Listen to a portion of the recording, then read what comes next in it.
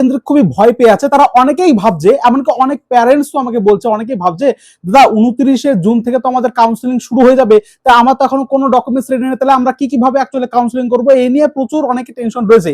কিন্তু actually 29 June থেকে তোমাদের কোনো কিছু লাগবে না বা কোনো কিছু করতে হবে না। ব্যাপারটা আমি ভালো করে বলছি, শোনো। প্রথমত এটা বলি, ডাব্লিউবিজি বোর্ড থেকে একদম কনফার্মেশন ভাবে একদম বলা হয়নি যে তোমাদের 29 জুন থেকে সমস্ত কিছু শুরু হবে। জাস্ট একটা টেন্টেটিভ বলেছিল যে আমরা এই মাসের শেষে অর্থাৎ 29 জুন নাগাদ আমরা কাউন্সিলিং প্রক্রিয়া শুরু করতে পারি। কিন্তু দেখো, কাউন্সিলিং প্রক্রিয়া শুরু করতে গেলে এটা অনেকটা সময় সাপেক্ষ ব্যাপার এবং অনেকটা সময় লাগে। তার কারণ আগে ডাব্লিউবিজি বোর্ডের কাছে প্রত্যেকটা কলেজ, অর্থাৎ ডাব্লিউবিজি বোর্ডের আন্ডারে যত সমস্ত গভর্নমেন্ট প্লাস প্রাইভেট কলেজ আছে, সেই সমস্ত কলেজগুলো কতগুলি সিট ফাঁকা রয়েছে তার উপর ভিত্তি করে একটা সিট ম্যাট্রিক্স পাবলিশ করে, সেটা ডাব্লিউবিজি বোর্ডকে দেয়। তখন সেটা ডাব্লিউবিজি বোর্ড ওয়েবসাইটে প্রকাশ করে। তার পরবর্তী ক্ষেত্রেই কিন্তু অ্যাকচুয়ালি কাউন্সিলিং এর নোটিফিকেশনটা আসে। তাই কাউন্সিলিং 29 জুন হয়েছে মানে বা বলেছে বলে যে 29 জুন থেকে শুরু হবে এমনটা না। সম্ভবত তোমাদের 29 জুন নাগাদ তোমাদের কাউন্সিলিং এর নোটিফিকেশনটা দিতে পারে, অর্থাৎ একটা তোমাদের খসড়া দিয়ে দেবে, অর্থাৎ কাউন্সিলিংটা কি ভাবে অ্যাকচুয়ালি হয় তার একটা পিডিএফ তোমাদেরকে দিয়ে দেবে, এরকম দিতে পারে। আর কাউন্সিলিং একটা শিডিউল তোমাদের কিন্তু দিয়ে দিতে পারে। তাও 29 জুন এই মুহূর্তে দাঁড়িয়ে না হওয়ার সম্ভাবনাটা কিন্তু সবচেয়ে বেশি প্রবল। ঠিক আছে, 29 জুন না হওয়ার সম্ভাবনা কিন্তু সবচেয়ে বেশি প্রবল। তার হলে মোটামুটি আজ পর্যন্ত বা আজকালের মধ্যে তোমাদের সিট ম্যাট্রিক্স কিন্তু আপলোড হয়ে যেত ওয়েবসাইটে। যেকোনো এখনো কোনো আপলোড হয়নি তোমাদের, সেহেতু তোমাদের 29 জুন কিন্তু নোটিফিকেশন না আসতেও পারে। তোমরা ধরতে পারো জুলাইয়ের ফার্স্ট উইক বা সেকেন্ড উইক বা ফার্স্ট উইক নাগাদ তোমাদের নোটিফিকেশনটা আসবে। এবং তারপরেও বন্ধুরা একটু সময় লাগে, অর্থাৎ তোমার নোটিফিকেশনটা ডাব্লিউবিজি বোর্ড তোমার ধরো দিল, ঠিক আছে, ভালো করে শুনে রাখো, নোটিফিকেশনটা দিল তোমাদেরকে। তারপর নোটিফিকেশনটা আসার পর তোমাদের একটা কাউন্সিলিং এর শিডিউল আসবে।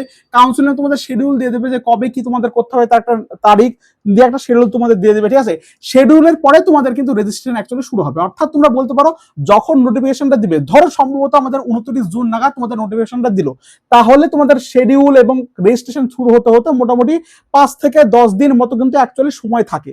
মোটামুটি অ্যাপ্রক্স ওরকম 10 দিন এরকম সময় থাকে। তাই তোমরা হাতে কিন্তু সময় পাবা, কোনো সমস্যার কিন্তু কারণ নেই এখানে। ঠিক আছে, অনেকে বলছে আমি সময় টমে পাবো না, এমনটা না, 5 থেকে 10 দিন পাবা। এছাড়াও রেজিস্ট্রেশন মোটামুটি তোমাদের 5 থেকে 10 দিন মতো চলে। রেজিস্ট্রেশনের মধ্যে 5 থেকে 7 দিন মতো, ধরো 5 থেকে 7 দিন মতো চলবে।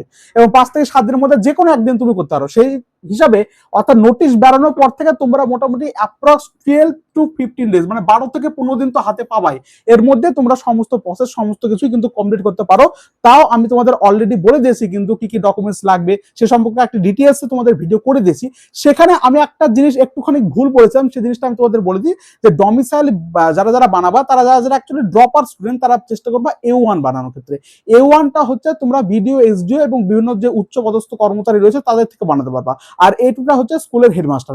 যারা এমনি রানিং স্টুডেন্ট তারা A2টাকে বানিয়ে নেবা। A1 এটার মধ্যে যে কোনো একটা বানালেই হয়। এবং যারা ড্রপার তারা চেষ্টা করবা A1টাকে বানানো, তবে তুমি যদি A2 বানিয়ে থাকো তাও চলে যাবে, অসুবিধার কোনো কারণে। তাও চেষ্টা করবা, কিছু কিছু কলেজ এরকম থাকে তারা A1টাকে বেশি প্রেফার করে, তাই A1টাকে বানানোর চেষ্টা করবা, বুঝতে পারলা? আর TFWটা যারা অ্যাকচুয়ালি TFW র্যাঙ্ক আসবে তাদেরই শুধুমাত্র TFW সার্টিফিকেট লাগবে, আদার কোনো কিছু লাগবে না।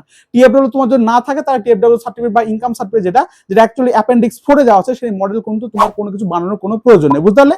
নেক্সট একটা ডাউট আছে যে অ্যান্টি র্যাগিং আর তোমার হচ্ছে মেডিকেল সার্টিফিকেট, এগুলো কি ম্যান্ডেটরি? এগুলো তুমি যদি কাউন্সিলিং এর ফিজিক্যাল ভেরিফিকেশন সময় না দেখাতে পারো তাহলে তোমার কাউন্সিলিং কিন্তু বাদ পড়বে না বা ফিজিক্যাল ভেরিফিকেশন থেকে বাদ পড়বে না। মানে অ্যাকচুয়ালি ম্যান্ডেটরি না, তুমি পরবর্তী ক্ষেত্রে কলেজে ভর্তি হওয়ার পর তোমরা জমা দিতে পারো, কোনো সমস্যা হবে না, ক্লিয়ার?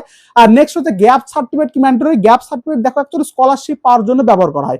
গ্যাপ সার্টিফিকেটটা তুমি কলেজে ভর্তি হওয়ার পরে যখন তোমার স্কলারশিপের অ্যাপ্লাই হবে তখন তুমি দিতে পারবে, এখন না দিলেও কিন্তু কোনো সমস্যার মধ্যে তোমরা পড়বে না।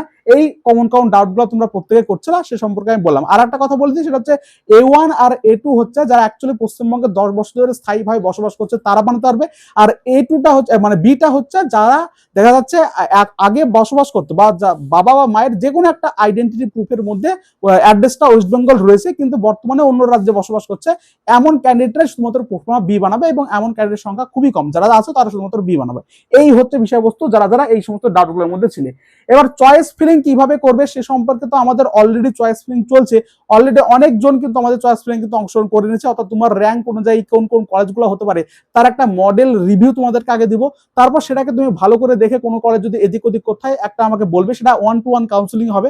বলার পরে একটা ফাইনাল কিন্তু চয়েস ফিলিং লিস্ট তোমাদের কিন্তু প্রোভাইড করে দেওয়া হবে। সেটা আমাদের কিন্তু অলরেডি পেড কাউন্সিলিং চলছে, অনেকে মোটামুটি 50-55 জন কিন্তু অনেকে যুক্ত হয়ে গেছে।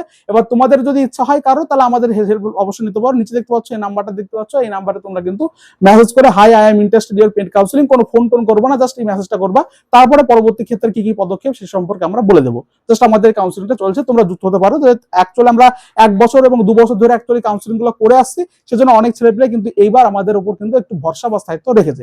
তো যাই হোক, এই হচ্ছে বিষয়বস্তু। আশা করছি বুঝতে পারলে। তোমাদের কাউন্সিলিং এর নোটিফিকেশন আসার পরবর্তী ক্ষেত্রে রেজিস্ট্রেশন শুরু হওয়া পর্যন্ত বা সমস্ত কিছু পর্যন্ত মোটামুটি 5 থেকে 12 দিন মতো সময় পাবে হাতে। হাতে কিন্তু প্রচুর টাইম থাকবে, সেজন্য অসুবিধার কোনো প্রয়োজন নেই। আর তোমাদের 29 তারিখে না আসার প্রবাবিলিটিটা বেশি, এখনো যেহেতু সিট ম্যাট্রিক্স আপলোড হয়নি। সম্ভবত তোমাদের জুলাইয়ের ফার্স্ট উইক নাগাদ নোটিফিকেশন আসবে।